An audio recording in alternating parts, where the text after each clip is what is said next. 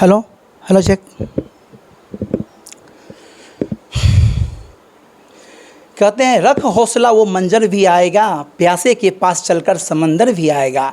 मत थक कर तू बैठ मंजिल के मुसाफिर, मंजिल भी मिलेगी और मंजिल मिलने का मज़ा भी आएगा। एक शख्स मेरे सामने में खड़ी है जो मंजिल प्राप्त हो चुके हैं, जो कि सुपौल जिला से पूरे बिहार नहीं पूरे इंडिया का नाम रोशन किया है। 11 लाख छात्रों के बीच में 122वां स्थान ला करके बहुत ही गौरव की प्राप्ति किया है। जानने का प्रयास करेंगे इनकी सफलता की कहानी, इन्हीं की जुबानी। क्या नाम हुआ आपका?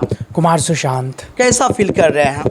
डेफ़िनेटली काफ़ी अच्छा फ़ील कर रहा हूँ क्योंकि 2 साल का लंबा सफ़र रहा था और जब रिज़ल्ट आया इतने लंबे टाइम के बाद तो खुशी तो डेफ़िनेटली होनी ही थी। मतलब हर इंसान के पीछे सफलता के पीछे कितना हाथ होता है, आपकी सफलता के पीछे किनका हाथ है?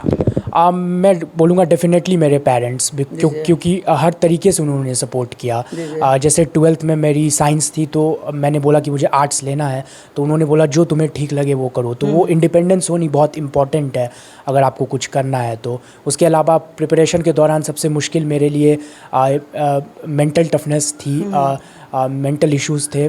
वो मुझे लगा साइकोलॉजिकली आप थोड़े से डाउन हो ही जाते हो इतने लंबे टाइम में, तो वहाँ भी पेरेंट्स का बहुत बड़ा रोल रहा मुझे उबारने के लिए वहाँ से।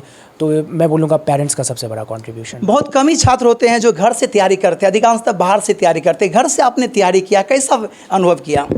मुझे काफ़ी अच्छा लगा। मुझे लगता है किसी भी इंसान के लिए सबसे कंफर्ट का प्लेस कोई हो सकता है तो उसका घर है। और जब आप वैसे प्लेस पे हो, आपके सारी सुविधाएं मौजूद हों और आप अच्छे से कर पा रहे हो और आपके पेरेंट्स आपके पास हों, तो उससे अच्छा क्या ही हो सकता है। स्टडी में कितना घंटा समय दे पाते थे?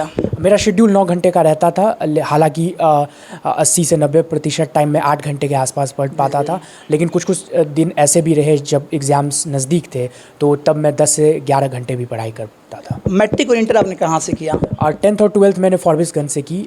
MPS से मैंने 10th की मिथिला पब्लिक स्कूल से, और 12th मैंने की रानी सरस्वती विद्या मंदिर फॉरबिसगंज से। जी, आपने यूपीएससी निकाला और यूपीएससी निकालने के पीछे कोई वजह होता है, इसमें कौन गुरु का हाथ है जो आपको यहाँ तक सपोर्ट किया, या किसी सोशल साइट का किनका सपोर्ट रहा? देखिए, क्योंकि मेरी प्रिपरेशन बहुत खुद से ही मैंने खुद से? तो क्योंकि लेकिन मैं फिर भी डेडिकेट करना चाहूँगा। उतने सारे मैंने टॉपर्स टॉक देखे, उतने टीचर्स ने उतने सारी वीडियोस बनाई होंगी, और कहीं ना कहीं कोई कॉन्सेप्ट सीखने के लिए मैं यूट्यूब पे रेफ़र करता था, या जो डेली करंट अफेयर्स या टेस्ट सीरीज़ जो मैंने यूज़ की, कहीं ना कहीं वो भी एक गाइड की तरह ही काम करते हैं। तो सभी का शुक्रिया मैं करना चाहूँगा। क्या बात है। हमें यह बताइए, आप जो स्टडी कर रहे थे तो किस तरह का क्वेश्चन पूछा गया था, दर्शकों को बताइए ज़रा सा कुछ यूनिक टाइप से। इंटरव्यू में जी जी जी। इंटरव्यू में यूनिक तो एक ऐसा क्वेश्चन था कि आप टूरिज़्म पोटेंशियल क्या है आपके सुपौल की, वो आप कैसे क्या क्या उस पर फोकस करना चाहोगे। इसके अलावा बिहार के लिकर लॉ पे क्वेश्चन थे कि आप क्या बेटर मैकेनिज़्म यूज़ कर सकते हो। उसके अलावा क्वेश्चंस ये रहे कि आप जैसे मिर्ज़ापुर और जामताड़ा जैसी वेब शोज़ हैं तो उनमें कितनी सच्चाई है।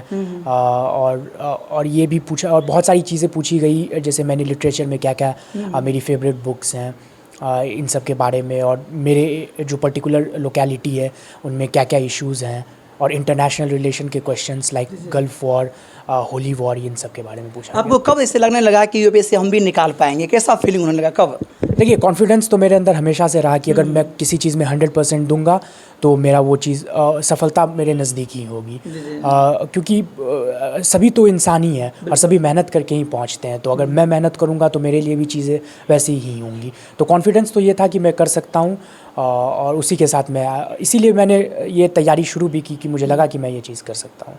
तो बहुत से छात्र जो बाहर जाके पढ़ाई करते हैं, बहुत कम ही घर से पढ़ाई करते हैं, उनको क्या कहना चाहिएगा आप? देखिए, वो सबकी लाइफ सिचुएशन पे डिपेंड करती है, और उनकी सर्कमस्टांसेस क्या हैं, उनका कंफर्ट क्या है। तो मैं ये हार्ड एंड फास्ट रूल तो नहीं कहूँगा कि आप घर से ही करो या आप सिर्फ बाहर ही जाकर आप कर सकते हो। कर आप दोनों जगह से सकते हो। आपको जहाँ पे ज़्यादा सही लग रहा हो, आपको जो आपको ऐसा लग रहा हो कि यहाँ मेरी बेस्ट मैं दे सकता हूँ, आप वहाँ जाओ। कौन कौन सिलेबस का सहारा लिए आप? हाँ, कौन कौन सिलेबस का सहारा लिया पढ़ाई में? सिलेबस में तो जो मैं कोशिश करता था कि जो यूपीएससी की जो एक सिलेबस है उस टॉपिक वाइज पे ही रहूं और बहुत ज़्यादा इधर उधर बहुत सारे सोर्सेज ना पढूं, जो लिमिटेड सोर्सेज हों और जो टॉपिक दी गई हैं एग्जैक्ट, और प्रीवियस ईयर, क्योंकि प्रीवियस ईयर बहुत इंपॉर्टेंट रोल प्ले करता है और प्रीवियस ईयर में क्या पूछा जा रहा है, किस तरीके से पूछा जा रहा है, उसको एनालाइज करके अपनी तैयारी उस तरफ मैं रखूं। बहुत छात्र ऐसे होते हैं जो नोट्स का सहारा लेते हैं, क्या आपने भी लिया था? देखिए, नोट्स बनाना मैं आज तक नहीं समझ पाई कि नोट्स कैसे बनाऊं, तो मेरे लिए बहुत मुश्किल काम था। तो मैंने पहले ही सोचा हुआ था कि नोट्स शायद मेरे बस की बात नहीं है, और बहुत सारे टॉपर्स ऐसे रह चुके हैं पहले भी जिन्होंने नोट्स नहीं बनाए। और मुझे इतना कॉन्फिडेंस था कि अगर मैं कोई किताब 8 से 9 बार अगर मैं उसको समझता हूँ, पढ़ता हूँ लगातार 1 साल में, तो कोई ऐसी चीज़ नहीं होगी जो मैं भूलूँगा, मैं उसका पूर्ण उपयोग अच्छे से कर पाऊँगा।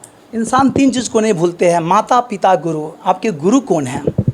देखिए, बहुत सारे गुरु रहे हैं। सबसे पहले तो गुरु तो मेरी माँ ही रही हैं। तो उसके अलावा तो मैं बहुत सारे, जैसे मैं शुरू में यहाँ पे अनिल सर आते थे मुझे पढ़ाने। स्कूल में बहुत सारे टीचर्स, उन्हें मैथ्स इंग्लिश सारी, और कॉलेज में प्रोफेसर्स ऐसे रहे कि मेरे आइडल्स टाइप भी रहे हैं कि, और मतलब जो नॉलेज उनके पास थी, जितना कुछ मुझे जानने को मिला और जितना उन्होंने समझाया, और जो भी यूट्यूब से भी यहाँ में से कम, मुझे लगता है कि एक गुरु का नाम लेना यहाँ पे ये मेरे लिए नाइंसाफ़ी होगी, क्योंकि सब ने थोड़ा थोड़ा कंट्रीब्यूट किया है और मैं सबको धन्यवाद करना चाहूँगा। और हमें यह बताइए कि आप जो तैयारी किया है और यहाँ तक पहुँचा है, तो इस संघर्ष के दौर में कौन ऐसा दौर है जो आपको विचलित कर दिया, दुखी कर दिया था? कोई ऐसा टर्निंग पॉइंट? और टर्निंग पॉइंट मुझे लगता है जो प्रीलिम्स है पिछले साल अप्रैल के महीने में, मुझे लग रहा था कि मैं अब अगले दिन बैठूं भी कि पढ़ने के लिए कि नहीं, और सेल्फ डाउट ऐसा हो गया था कि मुझे लगता था कि ये तैयारी करनी भी चाहिए या नहीं, या मैं क्यों आया हूँ तैयारी करने के लिए। अगर 2 साल दूँ मेरा ना हो तो फिर मैं 2 साल बाद इसका कोई मायने नहीं रह जाएगा इन चीज़ों का। तो वहाँ मुझे लगा कि मैं लोएस्ट पॉइंट पे अपने था। लेकिन फिर पेरेंट्स से बातचीत की, पेरेंट्स मैं साथ रहा, कोशिश की और सब चीज़ों में इंडल्स करने की कि थोड़ी बहुत मूवीज़ देख लूँ, दिमाग हटाऊँ थोड़ा, और कोशिश करूँ कि बहुत मत सोचूँ कि क्या होगा, और लकीली फॉर्चुनेटली मैं निकल पाया उससे। क्या बात है। अब तक की ज़िंदगी में सुखद भरा पल कौन सा रहा आपका? मुझे लगता है वो सबसे सुखद तो आने वाला होगा शायद, क्योंकि फ्यूचर रहता है। लेकिन मैं सोचता हूँ कि लाइफ को ऐसे नहीं देखता हूँ कि मतलब कुछ बहुत दुखी और बहुत कुछ। लाइफ एक जैसे स्टोइक फिलॉसफी भी है कि आप वो एक पैटर्न में चलेगी ही चलेगी। और जैसे गौतम बुद्ध कहते हैं कि लाइफ, उनका पहला नोबल ट्रूथ है कि लाइफ इज़ दुखा। तो आप, क्योंकि आप तो थोड़ा अगर न्यूट्रल रहते हो, बहुत खुशी और बहुत दुखी का स्पेक्ट्रम नहीं देखते हो।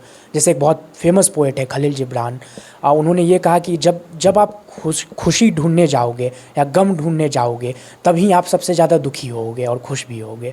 तो बेहतर है कि आप न्यूट्रल रहो। तो मैं ऐसे ज़िंदगी को सुख और दुख में बहुत तोल के नहीं देखता हूँ, मैं एक समान उसको लेके चलने की कोशिश करता हूँ। अच्छा, यूपीएससी का जब आपको रिजल्ट मिला तो कैसा अनुभूति हुआ आपको सुन करके? ये आज सुन करके मुझे लगा कि चलो, जो इतनी मेहनत की मैंने 2 साल की वो सफल हुई, और उससे भी ज़्यादा सुकून मुझे महसूस हुआ कि अब मेरे लिए ये क्वेश्चन नहीं रहेगा कि अब आगे क्या करना है, अगर ये नहीं हुआ तो फिर अब क्या ट्राई करूँ। वो अनसर्टेनिटी और वो डाउट वो ख़त्म हुआ, तो मैं बहुत सुकून उस पल में महसूस हुआ। कहते हैं, देखना चाहते हो तुम मेरी उड़ान को, तो जाओ जाके थोड़ा और ऊंचा करो आसमान को। आपकी उड़ान और कहाँ तक जाने वाली है? पता नहीं फ्यूचर क्या रहता है, तो ये तो कोई बता भी नहीं सकता क्या रहता है। लेकिन मैं देखता हूँ समय के साथ जो मेरे लिए बेस्ट अपॉर्चुनिटी रहेगी, जो बेस्ट काम करने की रहेगी, और मैं चाहूँगा जो बेस्ट कंट्रीब्यूशन मैं खुद को भी बेहतर करूँ, और जो अगर सोसाइटी के लिए भी कुछ बेहतर कर सकता हूँ वो करूँ। लेकिन वो मैंने अनडिसाइडेड रखा कि समय के साथ आते आते मैं देखूँगा कि क्या ऑप्शंस मेरे लिए। मेरा आखिरी और अंतिम सवाल आपसे है, बहुत ऐसे हताश निराश छात्र होते हैं जो बहुत तैयारी करते हैं, प्रिपेयर करते हैं, लेकिन थक जाते हैं, हार जाते हैं, हताश हो जाते हैं, यहाँ तक कि सुसाइड करने भी उतर जाते हैं। उन छात्रों को आपका एक मैसेज चाहिए। देखिए, इसमें मैं 2 बातें कहना चाहूँगा। सबसे पहले बात तो आप प्रोसेस पे भरोसा रखिए। ठीक है, अगर आपके एक बार नहीं हुआ, हो सकता है लक आपके साथ ना गया हो, या बहुत सारी फैक्टर्स हो सकती है जो आपके उस टाइम हो गई हो। तो कोशिश ये रखिए कि जो अगर आप प्रोसेस अपना बेहतर करेंगे तो रिज़ल्ट आज लेट हो सकता है लेकिन कल नहीं होगा, वो आपके पास आना ही आना है। बस आपको अपने प्रोसेस पे फोकस करना है कि उस दिन आपका शेड्यूल क्या है, टारगेट क्या है, बस उस पे ध्यान रखिए। आगे की मत सोचिए कि आज से 9 महीने बाद एग्ज़ाम होगा तो क्या होगा, ये मत सोचिए। और दूसरी बात ये कि अगर आप इस यूपीएससी या कॉम्पिटिटिव एग्ज़ाम के माहौल में फ़ेल भी हो गए, तो आज की दुनिया में इतनी अपॉर्चुनिटीज़ हैं कि आप कुछ भी कर सकते हो। और अनगिनत अपॉर्चुनिटीज़ है, बेहतरीन ऑप्शंस हैं और बेहतर ऑप्शंस भी आपको मिलेंगी। तो ये मत सोचिए कि यूपीएससी अंत है किसी चीज़ का, ये शुरुआत है। अगर ये नहीं हुआ तो हज़ारों चीज़ें आप कर सकते हो। तो जो आपको पसंद हो तो शायद आप उसमें भी जाने की कोशिश करो, तो उसमें कोई बुराई नहीं है। आप ज़िंदगी में हारे नहीं हो, आपने कुछ नया ट्राई किया है। तो ये थी सफल छात्र की कहानी। आएंगे पिता से पूछेंगे हम और जानने का प्रयास करेंगे कैसा लग रहा है अंकल, आपका बेटा जो है सुपौल जिला से पूरे भारत का नाम रोशन किया है। बहुत अच्छा महसूस हो रहा है। क्या लगता था आपको शुरुआती दौर से यहाँ तक पहुँच पाएगा? नहीं, ये उम्मीद थी कि ये काम कर रहा है, लगन से कर रहा है। बचपन से पढ़ाई में तेज थे ये?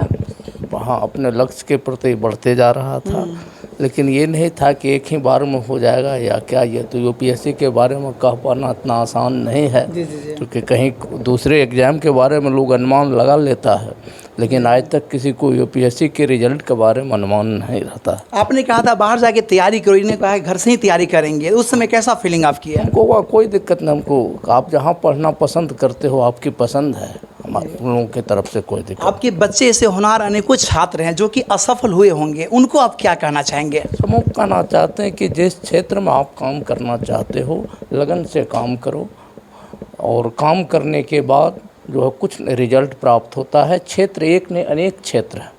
यूपीएससी सही में भारत का सबसे बेहतर सेवा का अवसर प्राप्त करता है, लेकिन अन्य सारे क्षेत्र हैं जिसमें भी सेवा का अवसर प्राप्त होता है। तो सब जो जहाँ भी हों, जिस क्षेत्र में हो, उसी में लगन से काम करें तो आप मंजिल पाएंगे। जी बहुत बहुत धन्यवाद सर। तो ये थे मेरे साथ सफल छात्र, जिनको आपने सुना, उनके पिताजी थे। कैसी लगी कहानी इनको, और कैसे ये कहा, कैसे संदेश दिया, ये इनके बारे में आप क्या सोच रहे हैं? क्या सफल छात्र होने के पीछे कितना रीज़न होता है, क्या कठिनाई होती है, हर बात से आपने अवगत हुआ। फिलहाल इनके बारे में आप क्या कहना चाहते हैं, जो कि पहली बार में ही एग्ज़ाम क्रैक करके और अपना मुकाम को हासिल किया, लेकिन जो पहली बार में नहीं कर पाते हैं वो अनेकों काम कर सकते हैं और हताश निराश नहीं हो सकते हैं। फिलहाल इनके बारे में आप क्या सोच रहे हैं, अपना राय कमेंट बॉक्स में दें और देखते रहे पब्लिक सपोर्ट 24। मैं प्रमोद कुमार, धन्यवाद।